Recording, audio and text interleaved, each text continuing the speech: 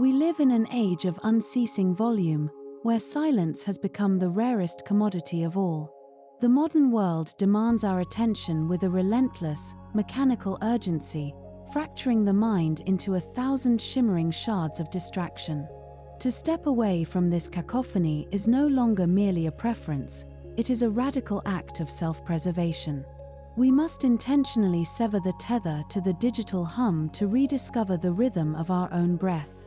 The garden, in its silent, stoic grace, offers us this portal, a threshold between the noise of the fabricated world and the profound, heavy quiet of the earth.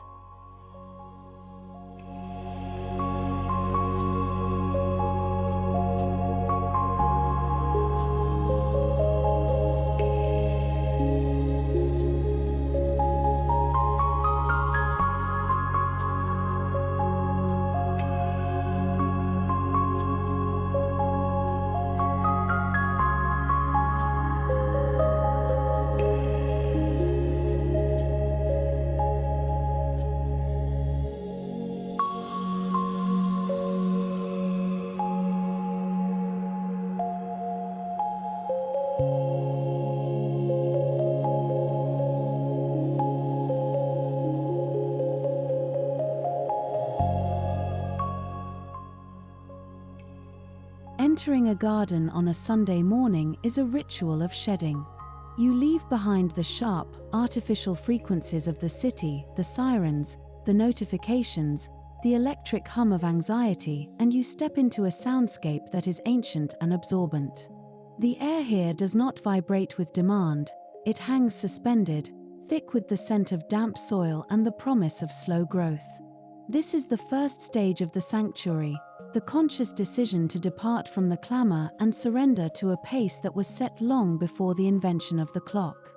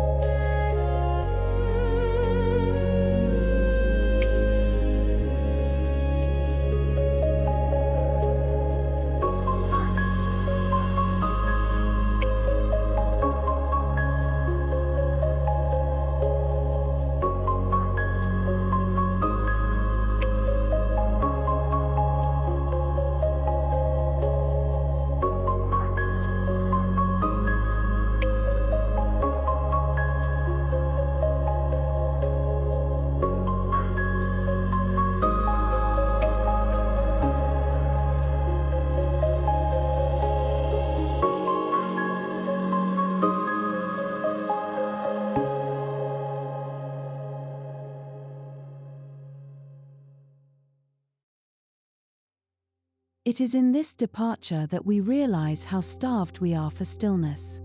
True silence is not the absence of sound, but the absence of noise.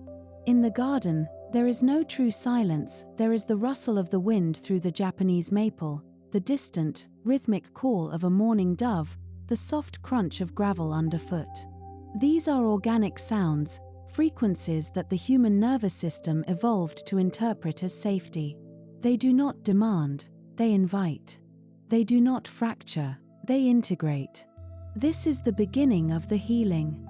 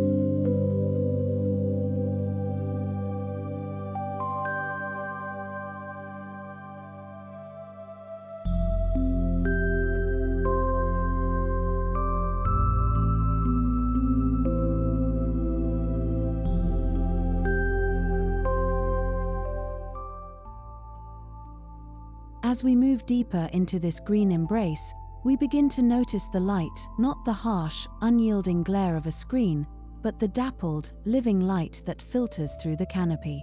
The Japanese call this Komorebi, a word that has no direct translation but captures the interplay of light and leaf. It is a visual lullaby, a softening of the world's edges that signals the brain to release its vigilance. Here, the shadows are not places of darkness, but pools of rest, inviting us to linger in the cool obscurity where the soul can finally unclench.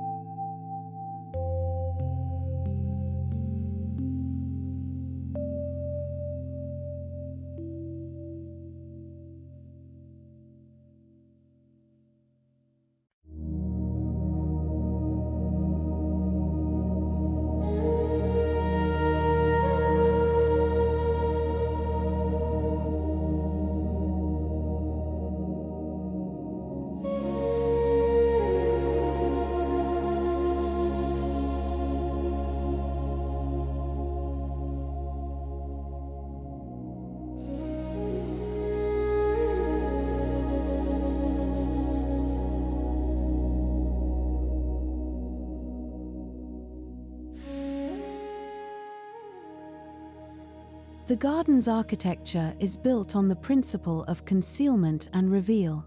It does not give you everything at once. A winding path obscured by ferns creates a curiosity gap for the spirit, forcing you to slow your stride, to look, to really see. In a world of instant gratification, the garden teaches the discipline of the slow reveal. You must walk around the bend to see the moss garden. You must wait for the cloud to pass to see the stone illuminated. This pacing is the antithesis of the scroll. It is the physical manifestation of patience.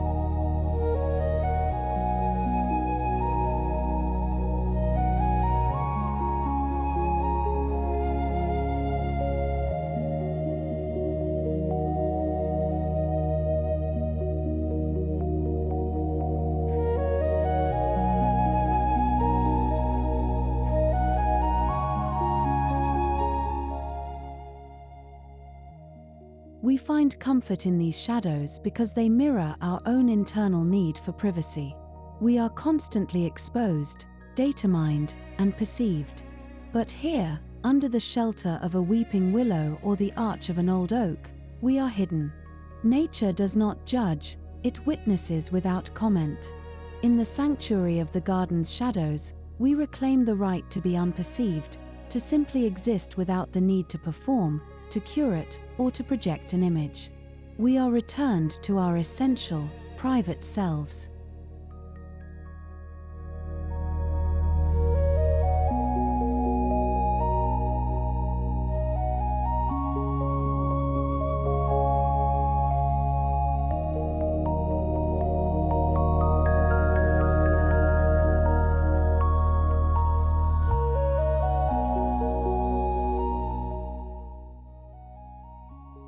Look down now, to the velvet carpet that clings to the ancient stones. Moss is the quietest of all plants, the very embodiment of silence. It has no roots to dig aggressively into the earth, it has no flowers to shout for attention. It simply is. It waits. It absorbs. Moss teaches us the philosophy of Wabi-Sabi, the acceptance of transience and imperfection. It grows over the broken, the old, and the discarded, softening the jagged edges of the world with a cloak of deep, emerald green.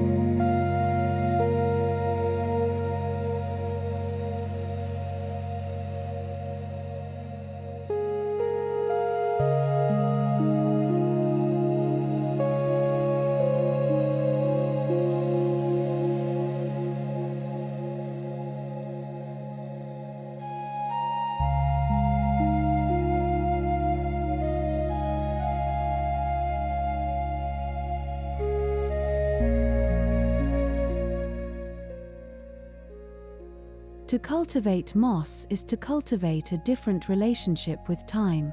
It cannot be rushed. It requires moisture, shade, and, above all, stillness. In our fast-paced lives, we are often like invasive species, consuming and expanding, always seeking the next conquest. Moss asks us to stop. It asks us to settle.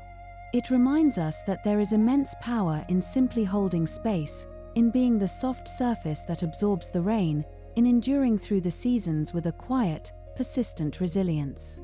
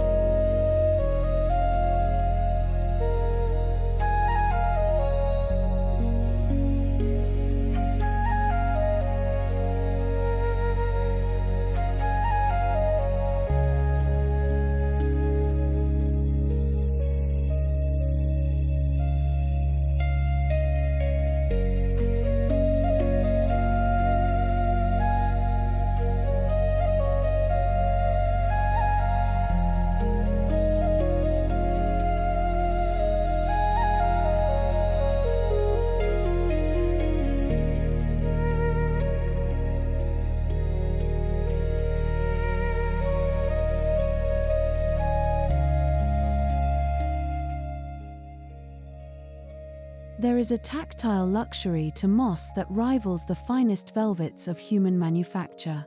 It begs to be touched, to be experienced not just with the eye but with the hand. When you press your palm against a mossy bank, you are touching a lineage that stretches back hundreds of millions of years. It is a grounding wire, connecting your fleeting, anxious electrical currents to the deep, slow pulse of the planet. In the presence of moss, our own urgency feels absurd, and we are gently shamed into a slower, more graceful tempo.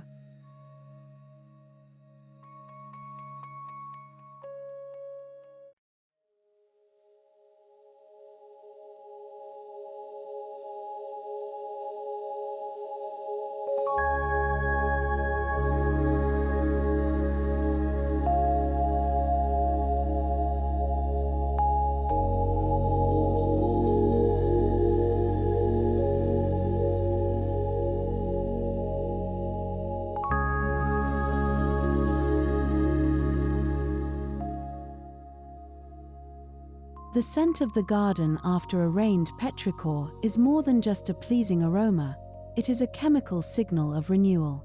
This scent is the earth exhaling. As we walk through the damp paths, we inhale geosmin, a compound produced by soil bacteria that has been shown to lower cortisol and induce a meditative state. We are literally breathing in the medicine of the earth. This is the biophilic connection, our biology recognizing its home, our stress response dissolving in the presence of the soil's chemistry.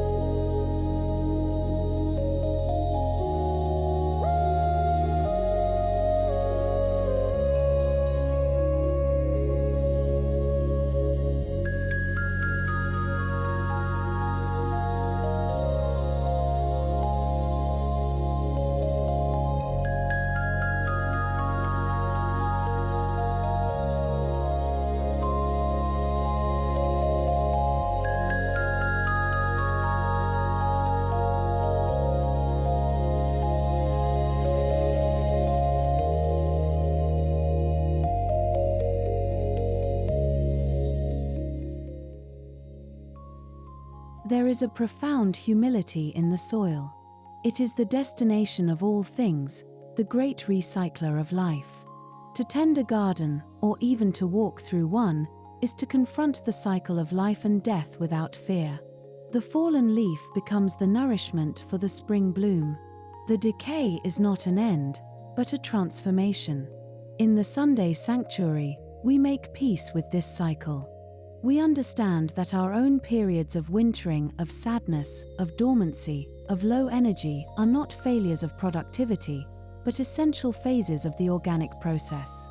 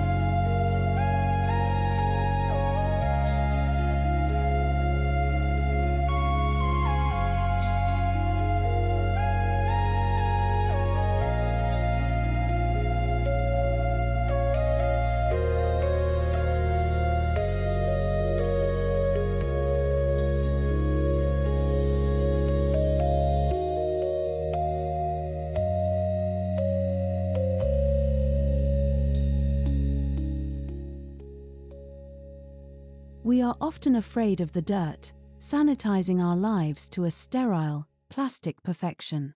But the soul needs the grit of the earth.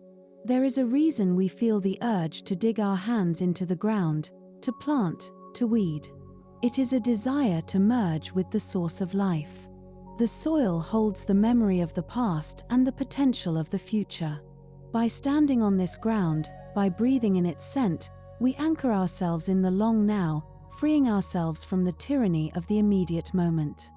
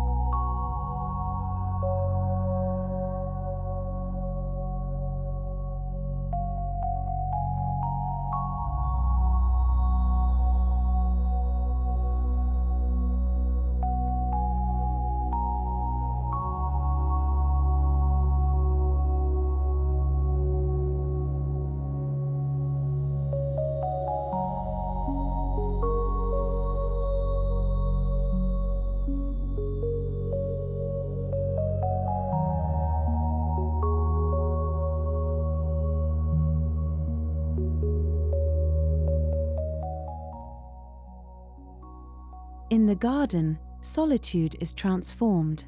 It is no longer loneliness, it is a rich, populated privacy. You are alone, yet you are surrounded by a million living things, the breathing trees, the busy insects, the growing grass. This is solitude without isolation. It is the perfect state for the weary mind, providing the space to think without the pressure of conversation. Here, you can unravel the knots of the week. You can let your thoughts drift like seeds on the wind, landing where they may, without the need to organize or articulate them.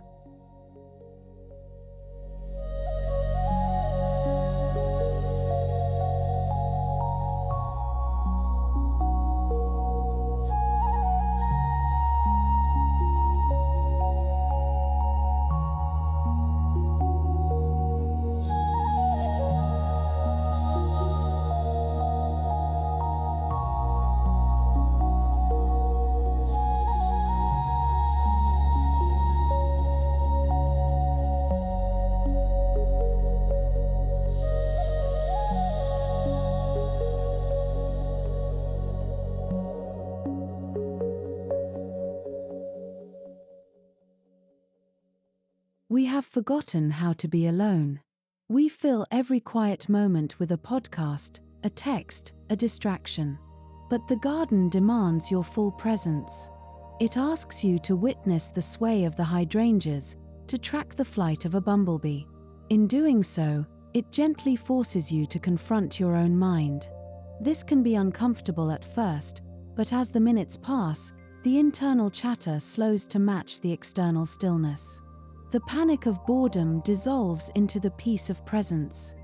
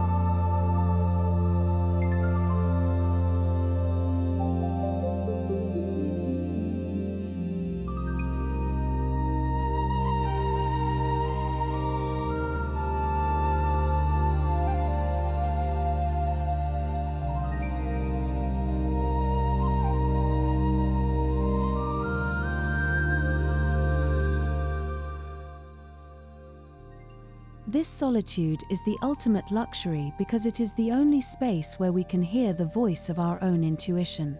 In the noise of the world, our inner voice is drowned out by the opinions and expectations of others. But in the silence of the garden, that small, quiet voice becomes audible again. We remember who we are, what we value, and what is truly important. The garden restores our sovereignty. It gives us back to ourselves, cleansed and recalibrated.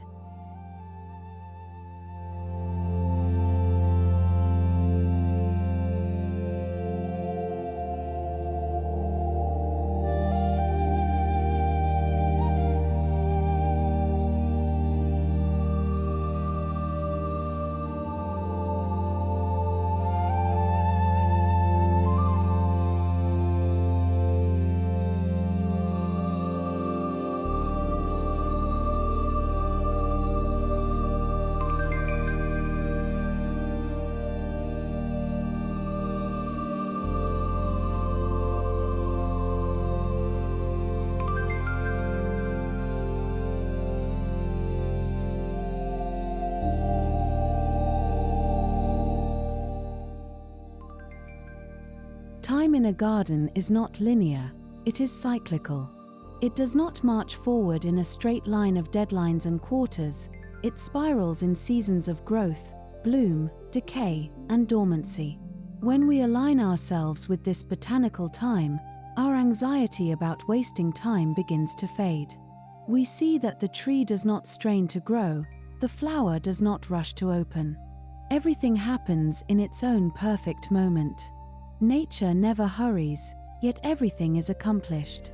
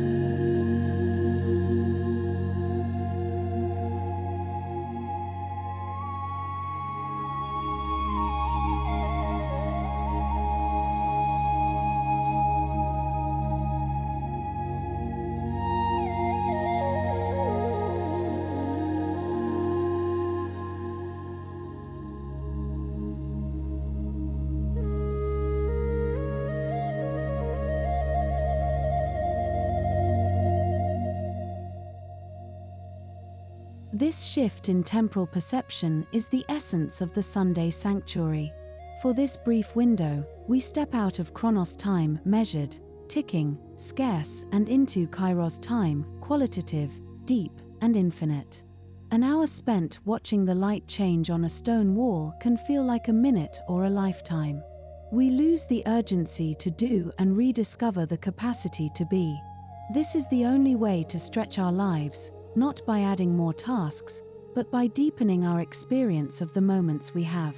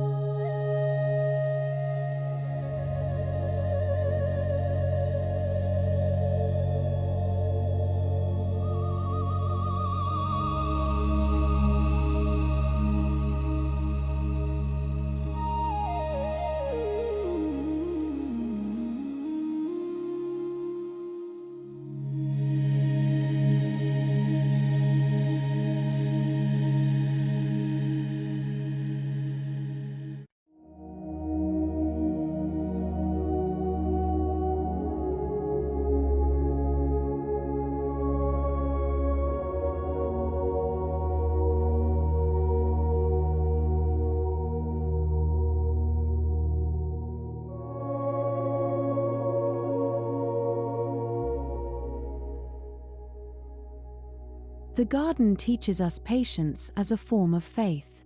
We plant a bulb in the autumn, burying it in the cold dark, trusting that it will emerge in the spring. We cannot force it. We cannot hack the process. We must simply wait and trust. This is a radical lesson for a control-obsessed culture.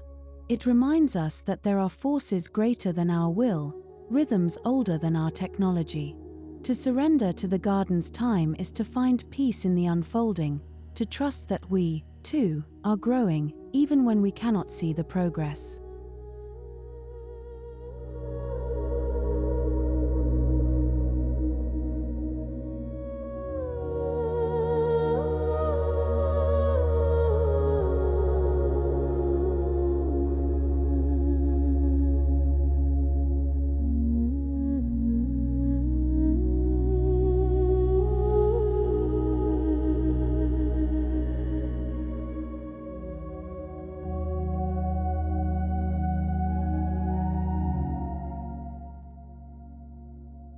As we prepare to leave the sanctuary and return to the world of glass and steel, we do not leave empty-handed. We carry the silence with us. The garden is not just a place we visit, it is a state of mind we cultivate. We carry the memory of the moss, the scent of the soil, the quality of the light. We cloak ourselves in this stillness, wearing it like a protective armor against the noise that awaits us. We are slower now, softer, more deliberate in our movements.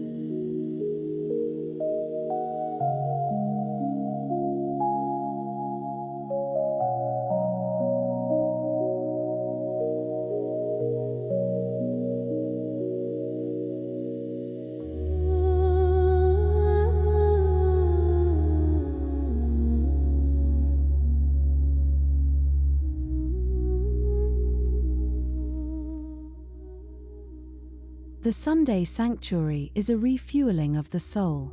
We have reduced our cortisol, reset our dopamine baselines, and reconnected with the ancestral biology that sustains us. We understand now that nature is not a luxury item to be consumed on vacation, it is a daily necessity for psychological survival. We leave with a promise to return, to honor this appointment with the earth, knowing that the garden will always be here, waiting, breathing, holding the space for our return.